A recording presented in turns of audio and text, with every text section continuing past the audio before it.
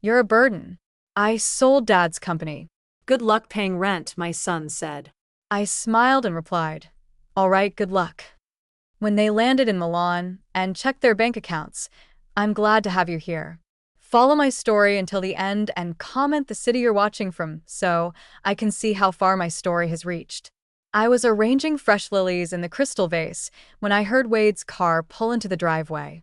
The sound of his BMW's engine always made my stomach tighten these days. He only visited when he needed something, and it had been 3 months since our last conversation. Through the window, I watched him emerge from the driver's seat, adjusting his expensive suit jacket. Brittany followed, her heels clicking against the pavement as she smoothed her blonde hair. Even from a distance, I could see the determined set of her jaw. Whatever they were here for, she was the one driving it. The doorbell rang twice, sharp and impatient. I set down the vase and walked slowly to the front door, my heart already preparing for disappointment. When I opened it, Wade barely looked at me. Mom, he said curtly, stepping inside without waiting for an invitation. We need to talk. Brittany swept past me, her perfume overwhelming in the small entryway. Hello, Agatha, she said with that fake sweetness that always made my skin crawl. I led them to the living room, the same one where Wade had taken his first steps 35 years ago. Now he stood in the center of it like a stranger, his arms crossed, looking at everything except me. Can I get you coffee? I just made a fresh pot, I offered, trying to maintain some normalcy. This isn't a social visit, Wade said, his voice colder than I'd ever heard it. Sit down, Mom. There's something you need to know.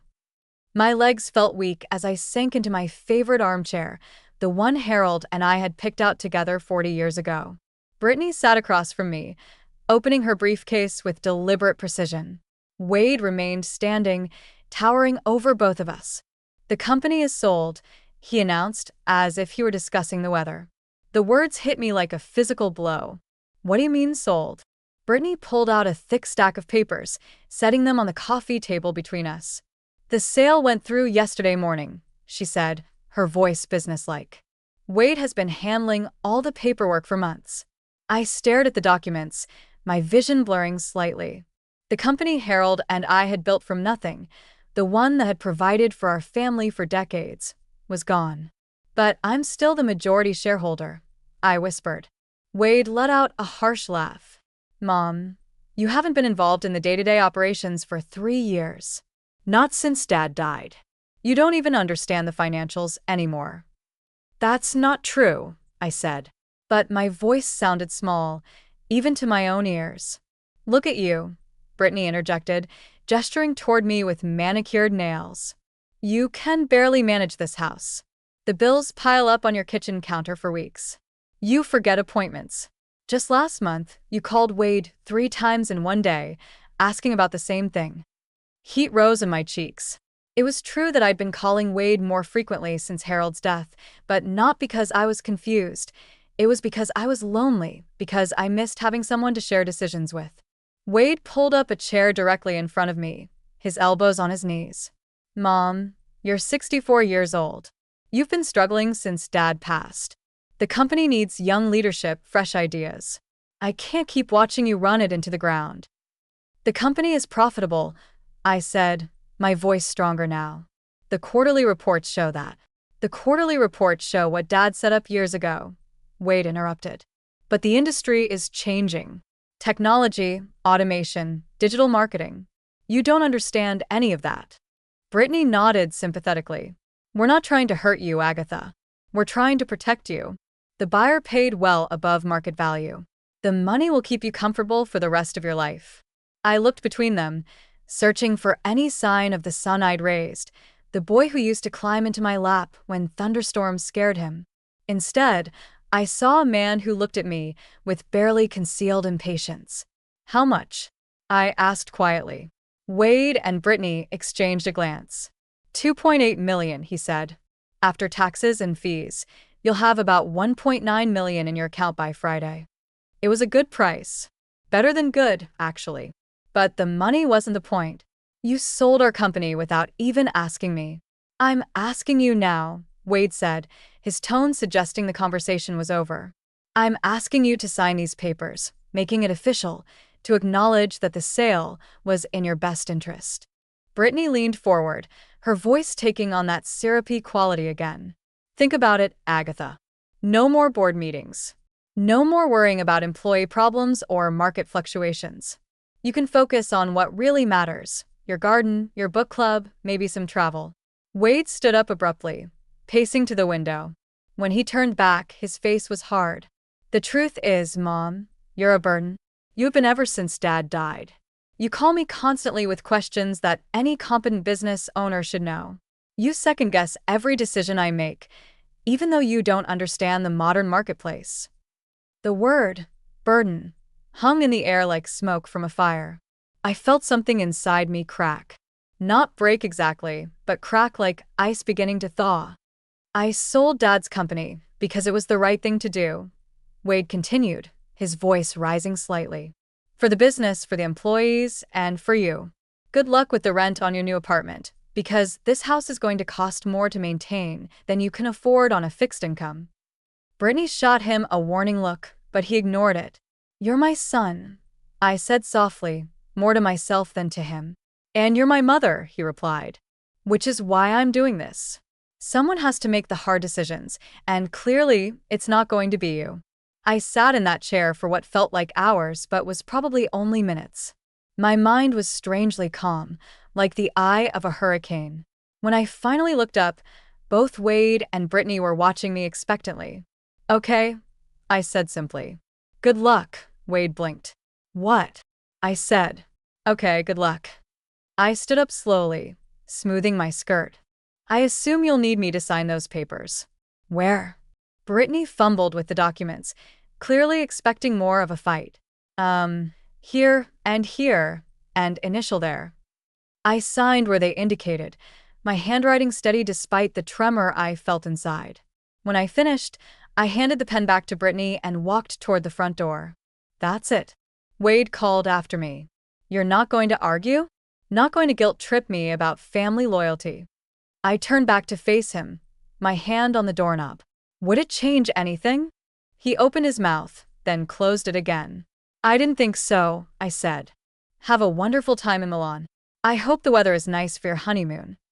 Brittany's eyes widened. How did you know about Milan? I smiled for the first time since they'd arrived. I know more than you think I do. After they left, I sat back down in my armchair and looked around the living room. Everything was exactly the same as it had been an hour ago. Yet, everything had changed. The silence felt different now. Not lonely, but expectant, like the moment before dawn. I reached for my phone and dialed a number I knew by heart. Marcus, it's Agatha. I think it's time we had that conversation. Marcus arrived within the hour, carrying the same worn leather satchel he'd been using since I first met him 25 years ago. My longtime attorney, and more importantly, my friend, looked exactly as I expected him to, concerned, but not surprised. I take it Wade went through with it, he said, settling into Harold's old chair without ceremony. Every word exactly as we predicted. I poured him coffee from the pot I'd made earlier, my hands steadier now than they'd been in months. He called me a burden, Marcus. His exact words. Marcus shook his head, his gray eyebrows knitting together. I'm sorry, Agatha. I know we prepared for this, but it still must have hurt. I sat across from him, cradling my own cup. The hurt stopped surprising me years ago. What surprises me is how predictable he's become. Shall we review the timeline? Marcus asked, pulling out a thick folder from his satchel. I nodded, though I knew every detail by heart. We'd been planning this for 3 years, ever since Harold's funeral, when Wade had pulled me aside and suggested I might want to simplify my business responsibilities. It started in 1983. I began, my voice taking on the cadence of a story I'd told many times. Harold and I were both 25, fresh out of college, and completely broke. I had a business degree and a head full of ideas. He had charisma and the ability to charm investors. Marcus smiled. The classic combination, except everyone assumed Harold was the brains of the operation. I set down my coffee cup with a soft clink. The bank loans were approved because of his charm. The early partnerships happened because men in the 80s were more comfortable dealing with other men. So, we played the game. I walked to the mahogany desk in the corner, pulling out a framed photograph from the bottom drawer. It showed Harold and me at the ribbon cutting for our first office building. He was holding the scissors, beaming at the camera. I was standing slightly behind him, my hand on his shoulder, smiling but watching the crowd. I was always watching, I said, more to myself than to Marcus. While Harold worked the room, I was calculating who had real influence, who was just talking big, which deals would actually materialize, and the company structure, Marcus prompted. Officially, Harold owned 60%, I owned 40%. But the real power was in the subsidiary companies, the holding trusts, the intellectual property rights. All things I set up and managed while Harold focused on the public face of the business.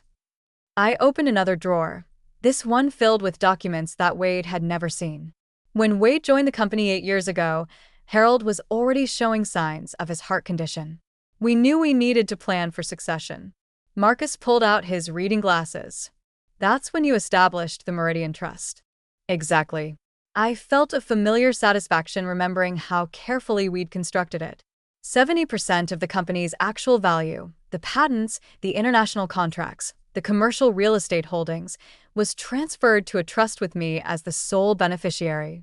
The remaining 30%, which included the day-to-day operations and the company name, stayed in the traditional corporate structure. And Wade knew none of this. I laughed, but there was no humor in it. Wade knew what he wanted to know. He was so eager to prove himself, to show that he could run things better than his old-fashioned parents. He never asked the right questions.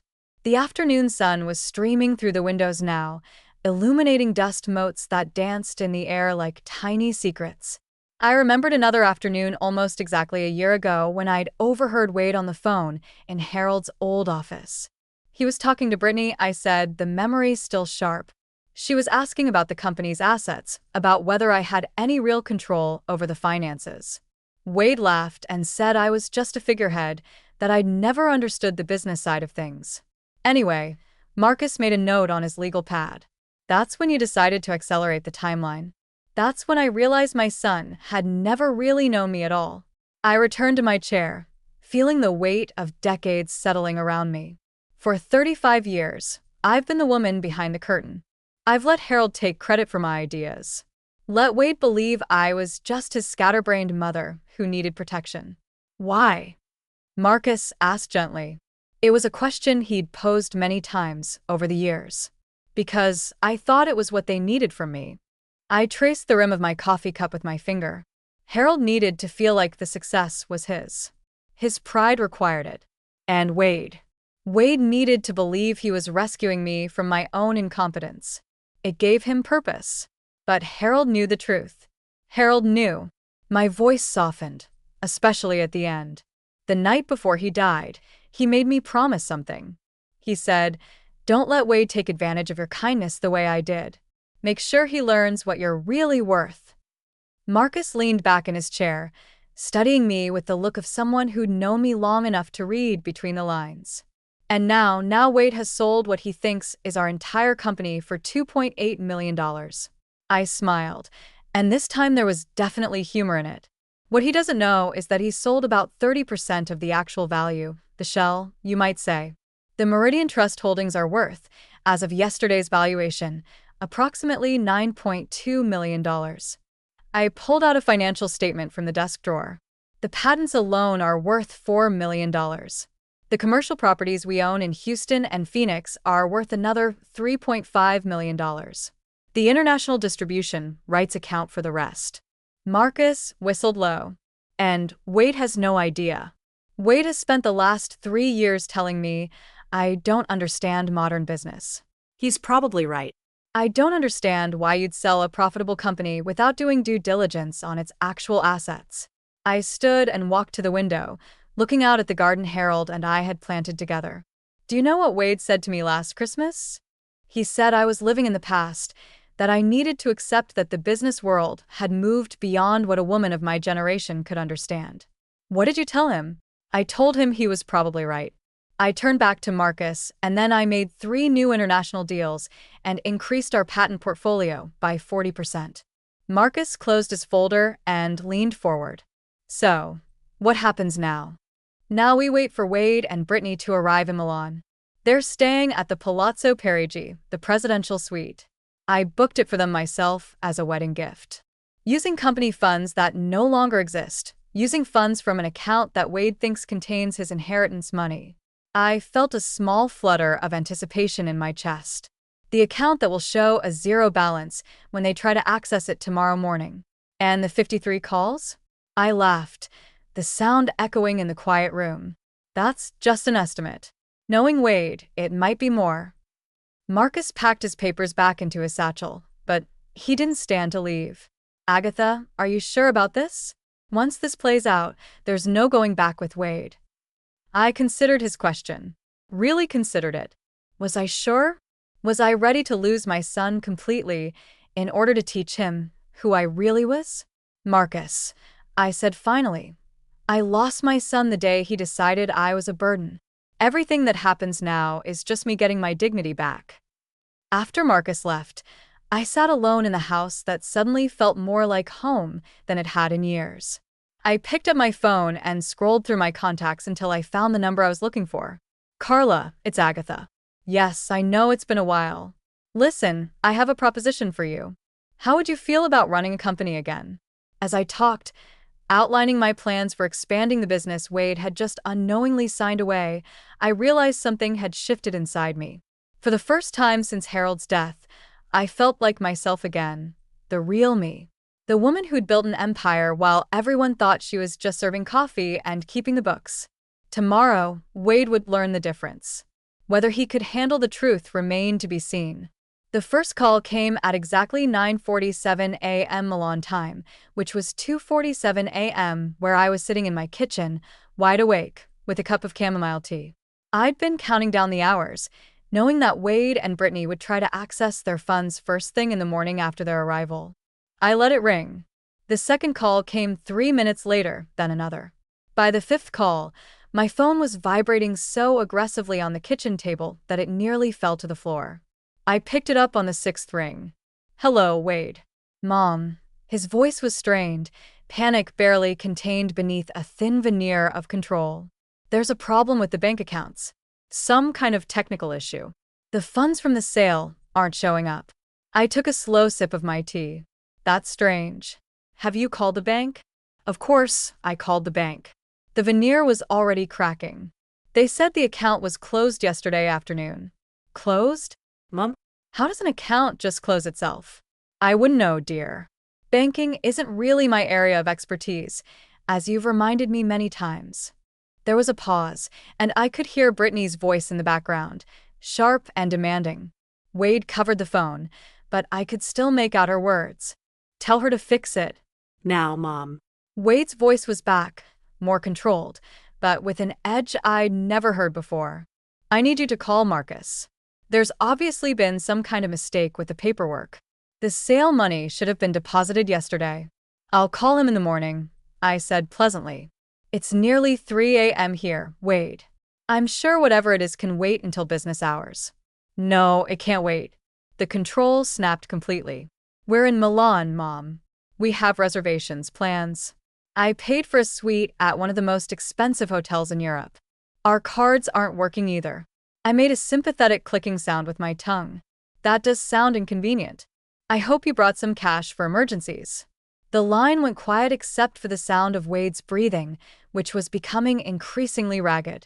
When he spoke again, his voice was dangerously low. Mom, I'm going to ask you once more, and I need you to listen very carefully.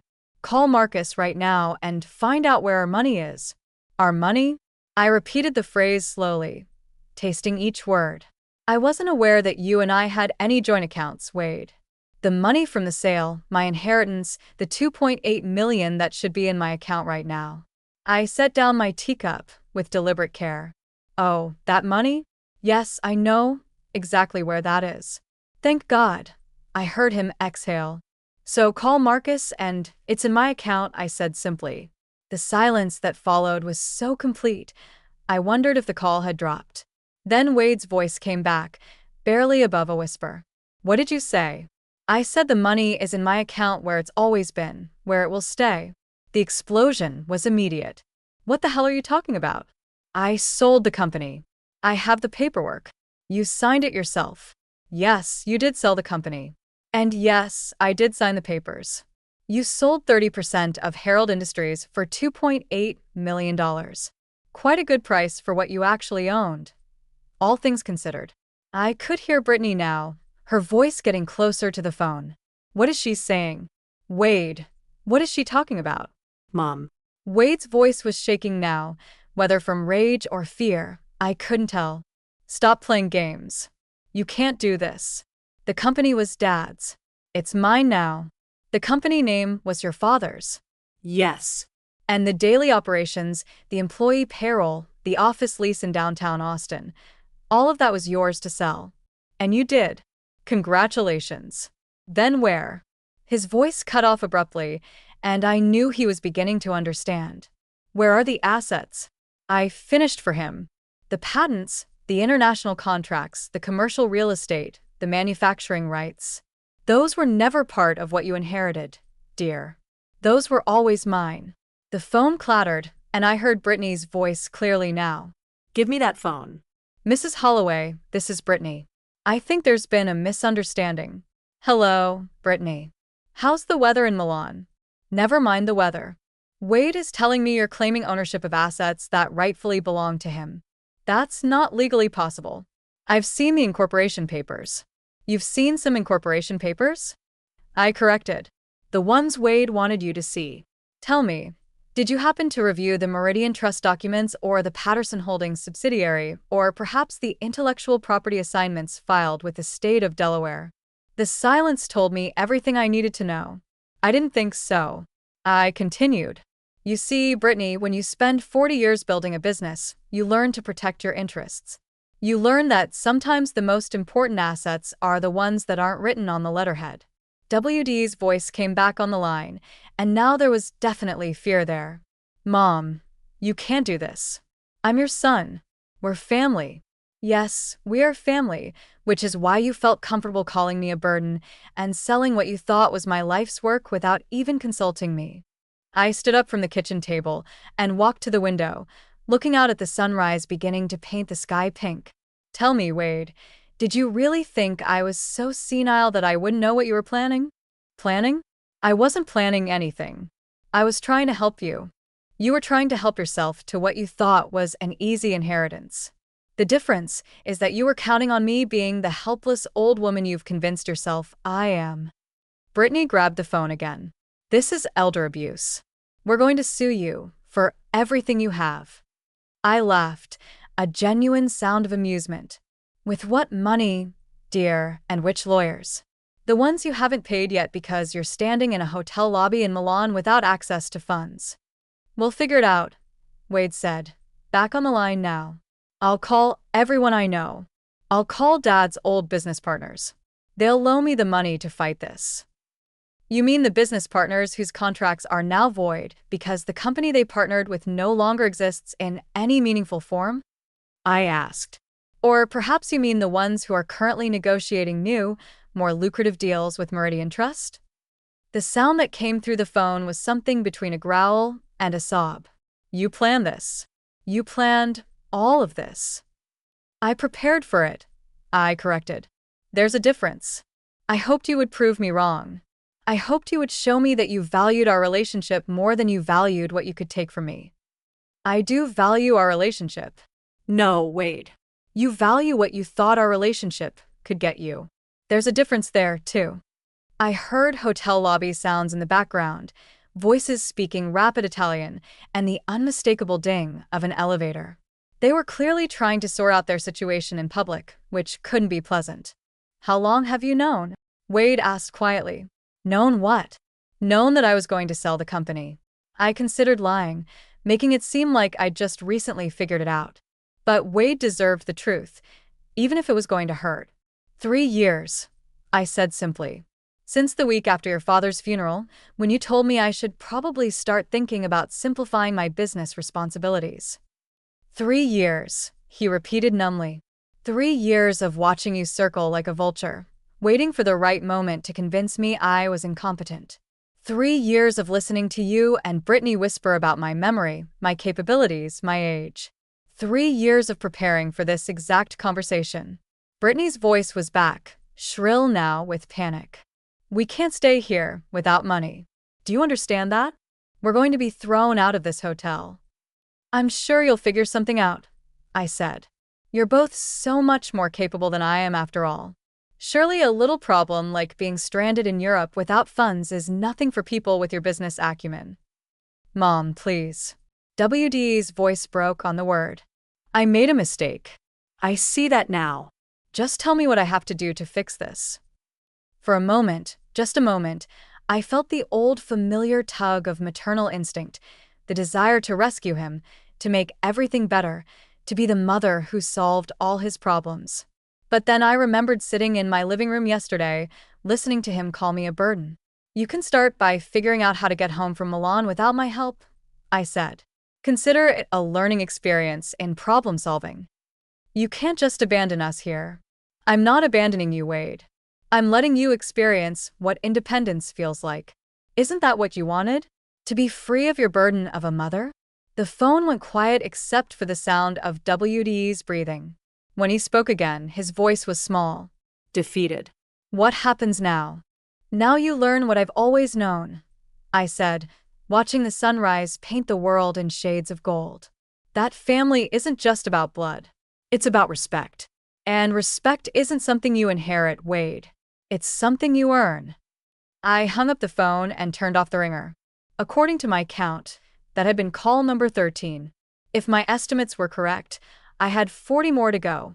I made myself a fresh cup of tea and settled back at the kitchen table with my tablet. I had emails to read, business decisions to make, and a company to run. The real company, the one that had never stopped being mine. Outside, the world was waking up to a beautiful new day. By noon, my phone had recorded 37 missed calls. I'd turned the ringer back on around 10 a.m., curious to hear how the tone of WD's messages would evolve as the situation became more desperate. I wasn't disappointed. The messages progressed from confused to angry to pleading to threatening and back to pleading again. Brittany's voice appeared more frequently as the morning wore on, her earlier politeness completely abandoned in favor of increasingly shrill demands. I was in my garden pruning the roses Harold had planted for our 20th anniversary when call number 38 came in. This time I answered on the first ring. Good afternoon, Wade. Mom, his voice was now exhausted. We need to talk. Really talk. I'm listening. Not on the phone. Face to face. We're coming home.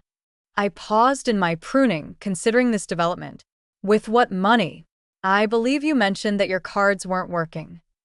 I called Uncle Robert. He's wiring us money for plane tickets. Harold's brother, Robert, the one who'd always been jealous of our success. I could only imagine the conversation Wade had with him, probably painting me as a vindictive old woman who'd stolen his rightful inheritance. That was resourceful of you, I said. We'll be back tomorrow evening. Will you be home? This is my home, Wade. Where else would I be? The line went quiet for a moment. Mom, I need you to know that I'm going to fight this legally. I mean, I can't let you destroy Dad's legacy out of spite. Harold's legacy, I repeated slowly. Tell me, Wade, what do you think your father's legacy actually is? The company, the business he built from nothing. We built from nothing, I corrected. Your father and I together. But I understand why you'd forget that detail. Fine. We built. That doesn't change the fact that you're destroying it now. I set down my pruning shears and sat on the garden bench Harold had built for me after my first cancer scare 10 years ago. I'm not destroying anything, Wade. I'm protecting it. From who? From you. The honesty of my answer seemed to catch him off guard. Several seconds passed before he responded. From me? Mom. I'm trying to honor Dad's memory. I'm trying to build on what he created. What you're trying to do is cash out as quickly as possible so you and Brittany can live a lifestyle you haven't earned. My voice was calm, matter of fact. The buyer you found, Stewart Industries, they specialize in acquiring companies just to strip their assets and fire their employees. Did you know that? Silence. I thought not. Did you know that they plan to close our Austin office and move everything to Mexico within 6 months? Did you know that 43 families would have lost their jobs by Christmas? That's not. I didn't. You didn't ask, Wade. You saw a big number in dollar signs, and you didn't ask what would happen to the people your father and I spent 40 years building relationships with. I could hear Brittany in the background, her voice urgent but too distant to make out words.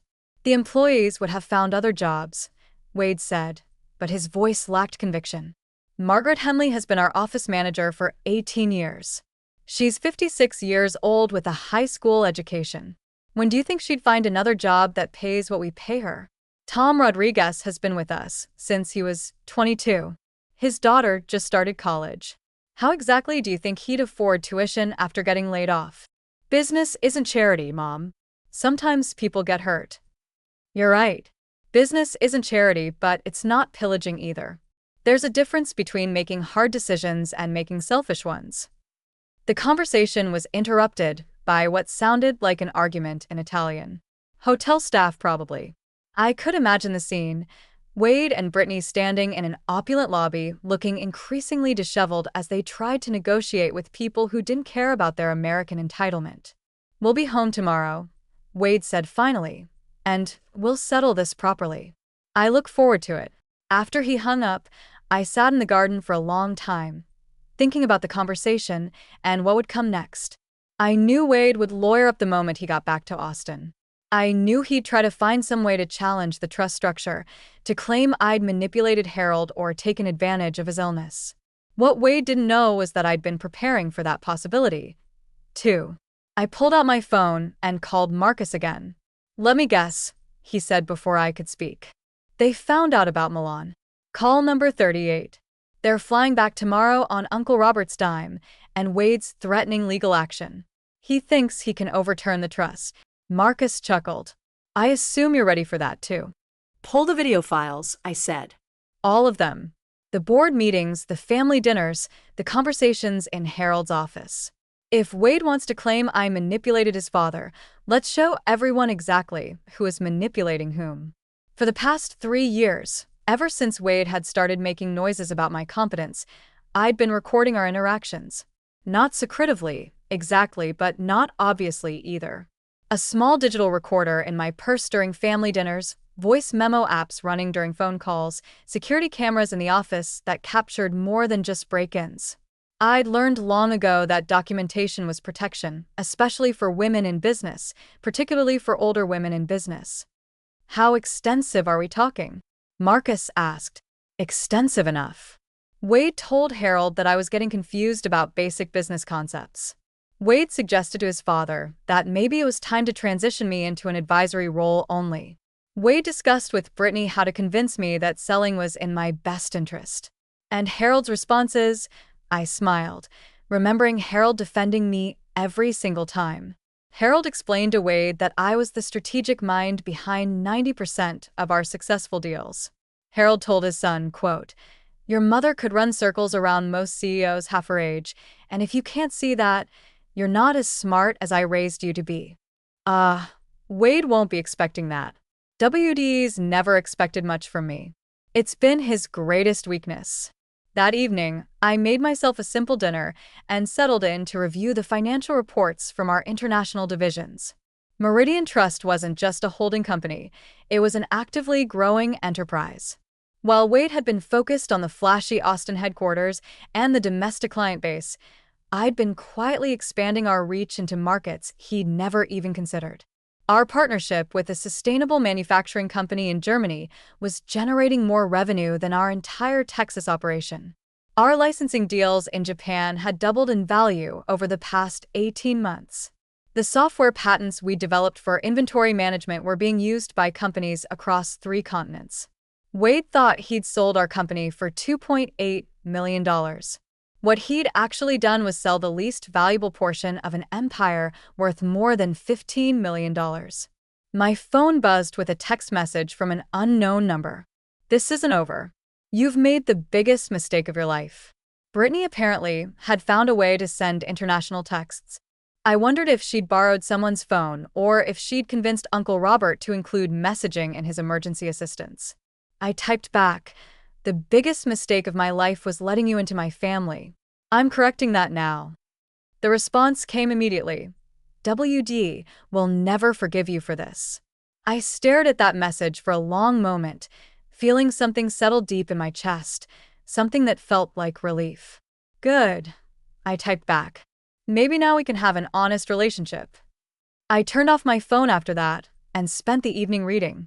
Harold had always said that the best business decisions were made with a clear mind and a calm heart.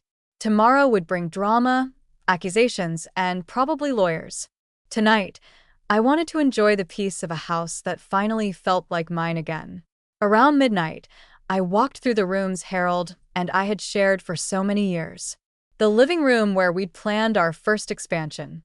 The kitchen where we'd celebrated our biggest contracts. The office where we'd worked side by side building something we were proud of. For 3 years, this house had felt like a mausoleum, a shrine to a man who was gone, and a business I thought I'd lost control of. Tonight, it felt alive again.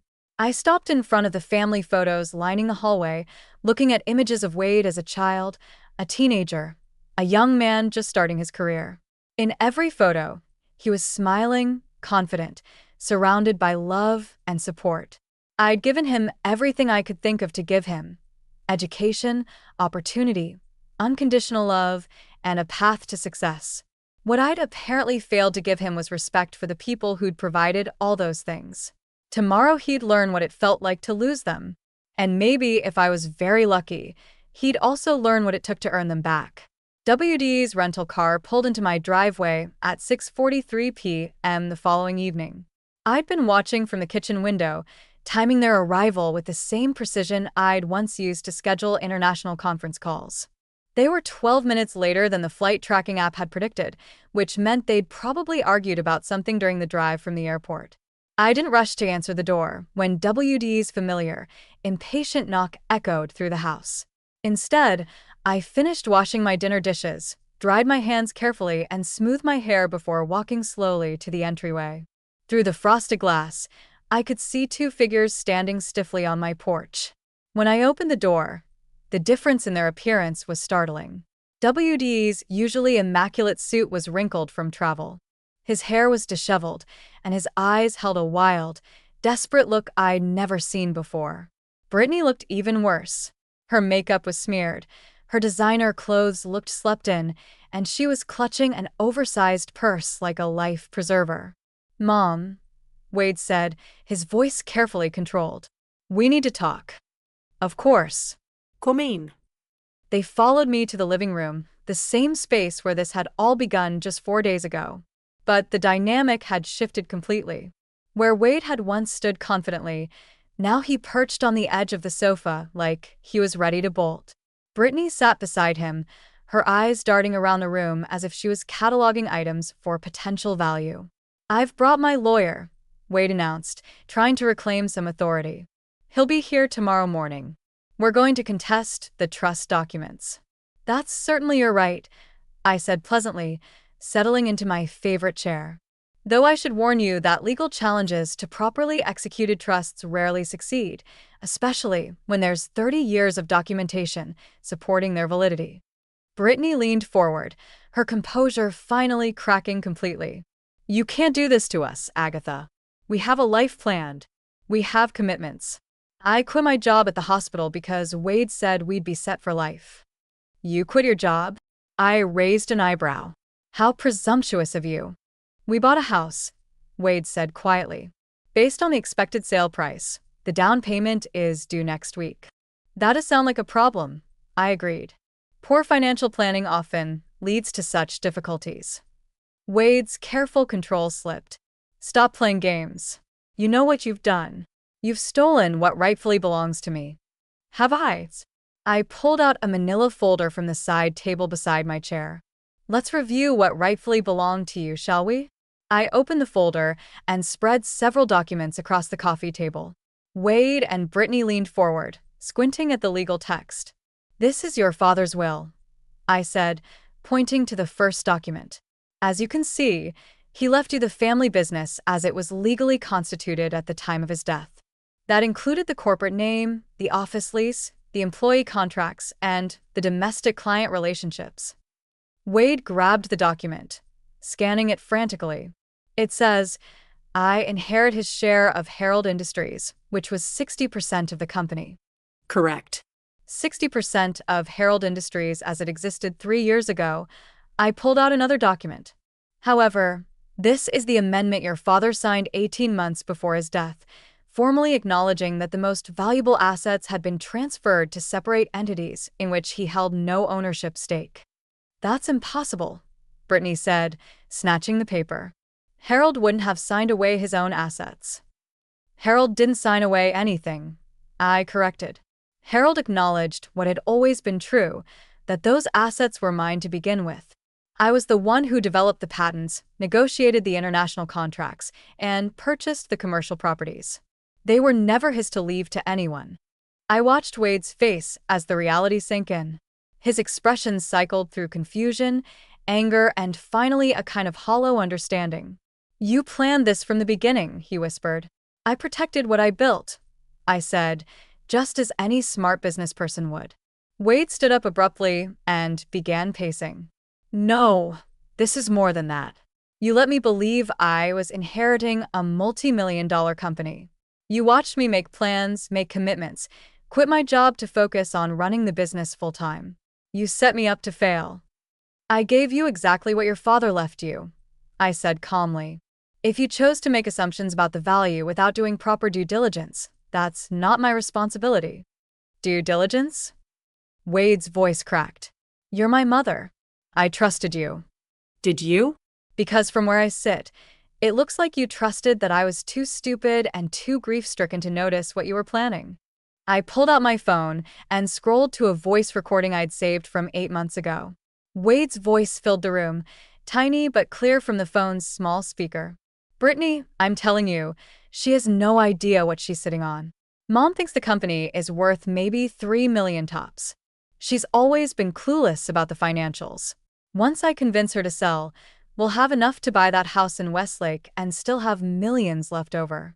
The old lady will be so grateful for our help, she'll probably give us power of attorney over her personal accounts, too.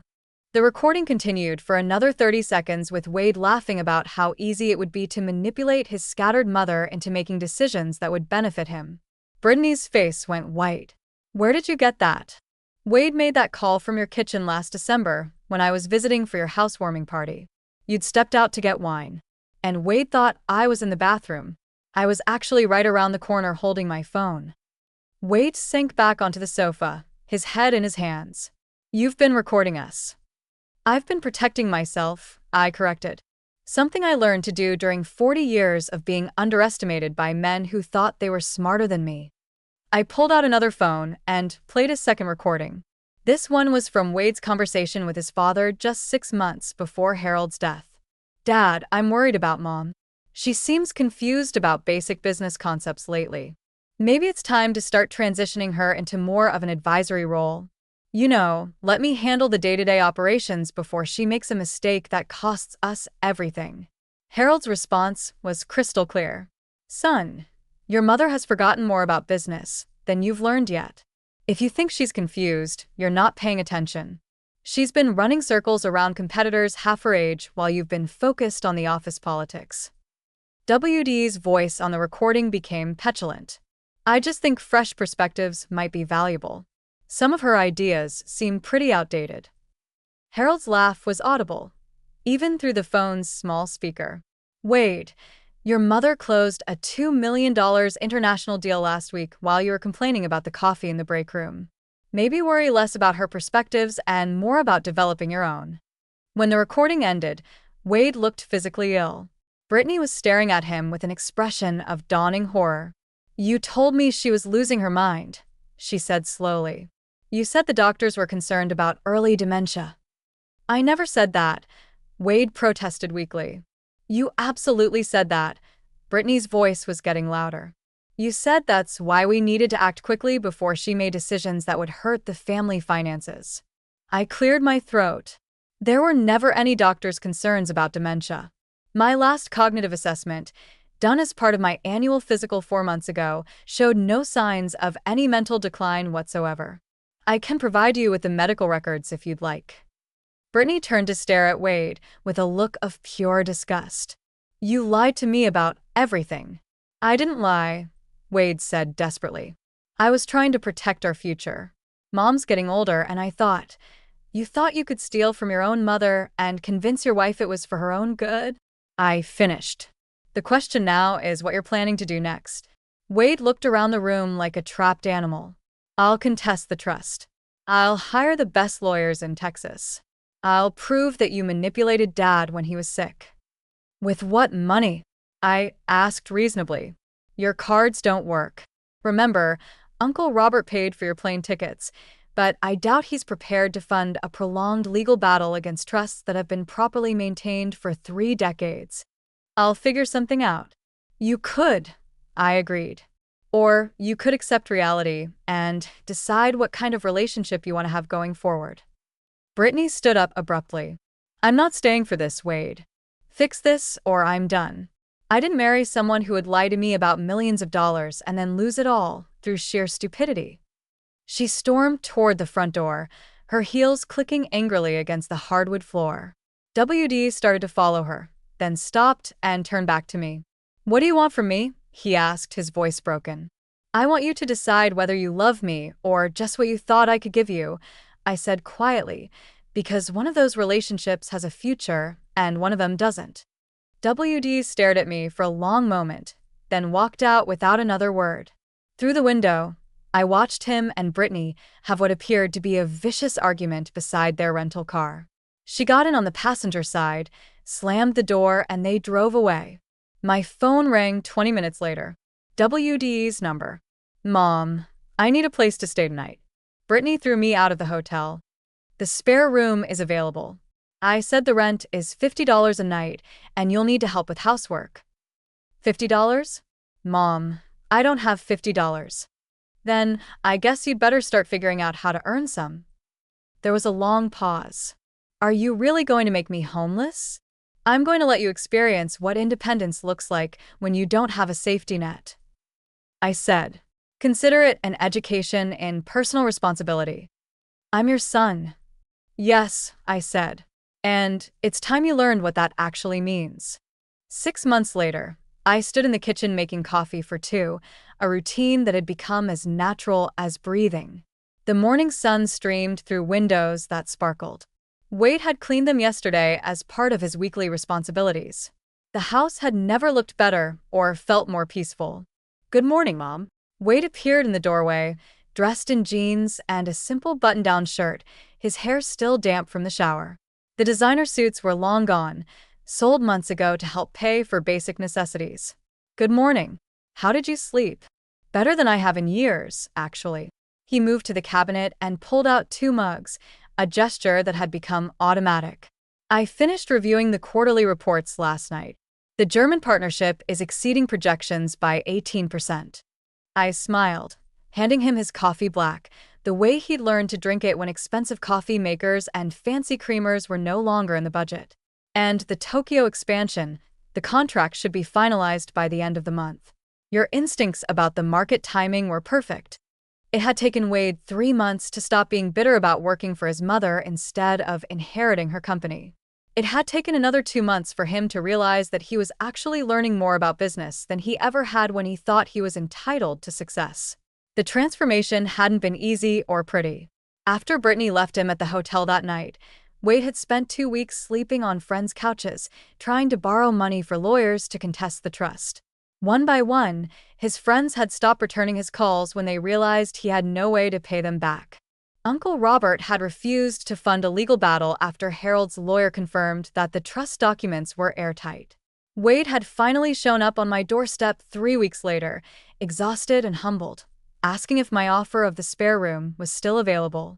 I'll pay the $50 a night, he'd said, standing on the porch with a single suitcase. And I'll do the housework. I just need somewhere to stay while I figure out what comes next.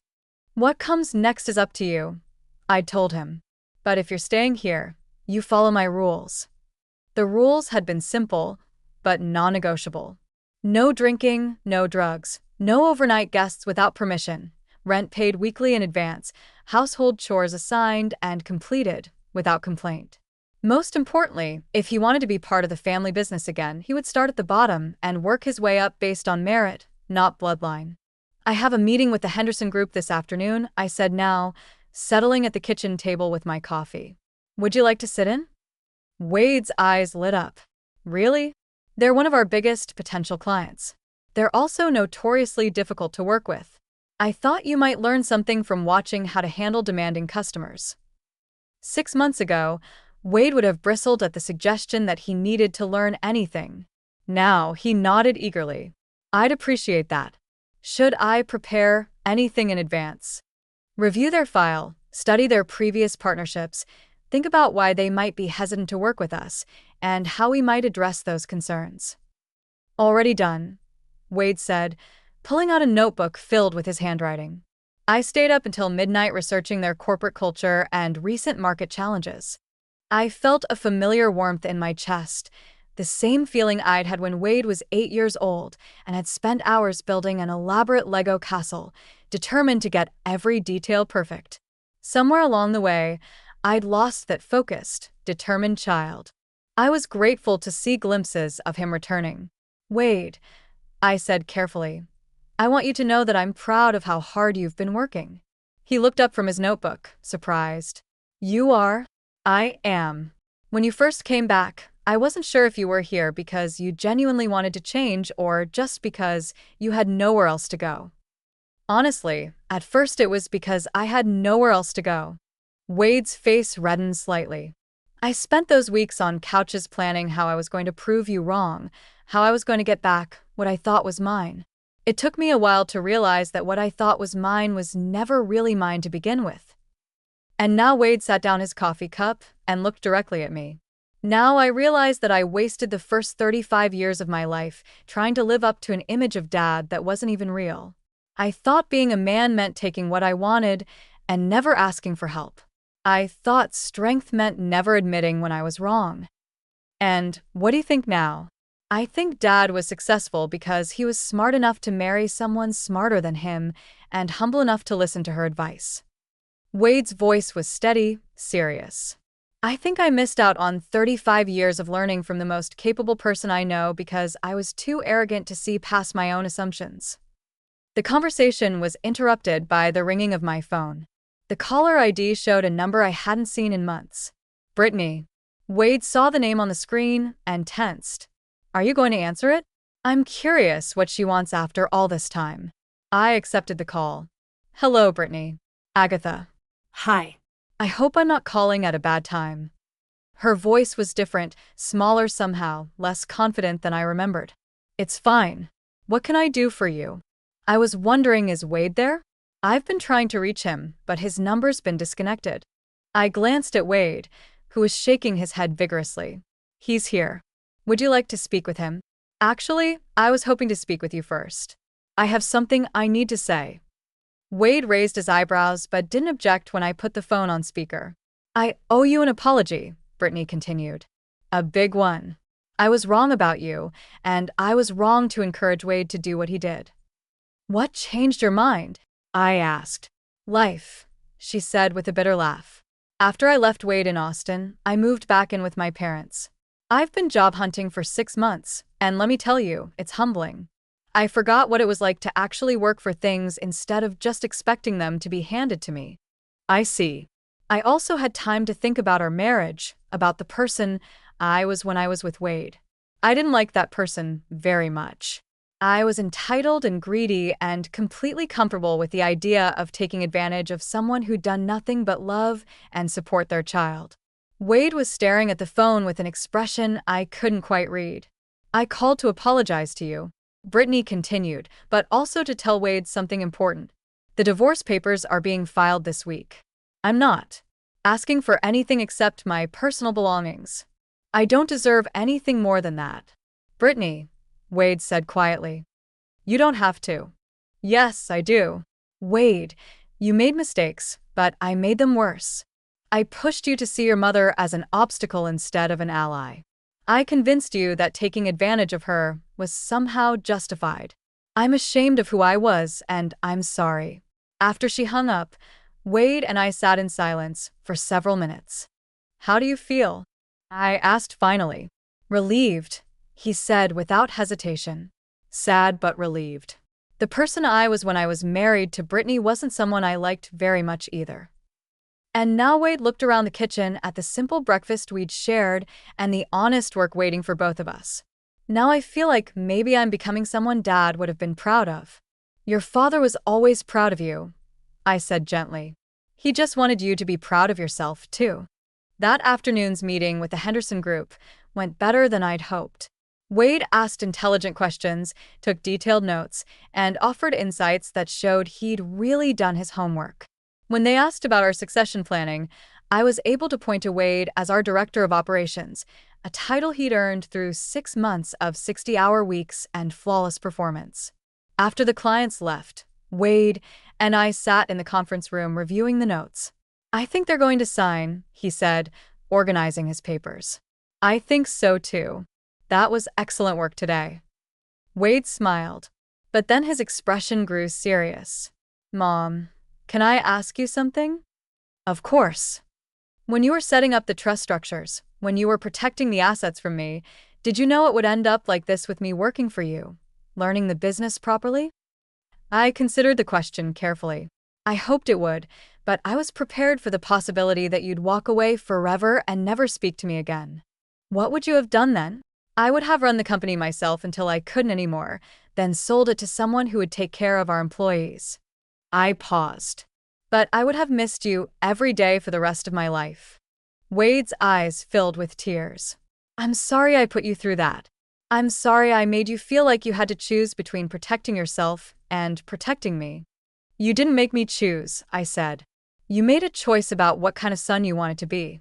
I just made sure that choice had real consequences. And if I'd chosen differently, if I'd kept fighting you in court, then you would have learned that respect can't be inherited or stolen. It can only be earned. Wade nodded slowly. I think I'm finally starting to understand that. As we packed up to leave the office, Wade turned to me one more time. Mom, thank you for what? For not giving up on me. For showing me who I could become instead of just accepting who I was. I smiled, thinking about the long journey that had brought us to this moment. That's what mothers do, Wade. We love you enough to let you fail, and we love you enough to help you succeed. Even when your children call you a burden, especially then, I said, because that's when they need us most.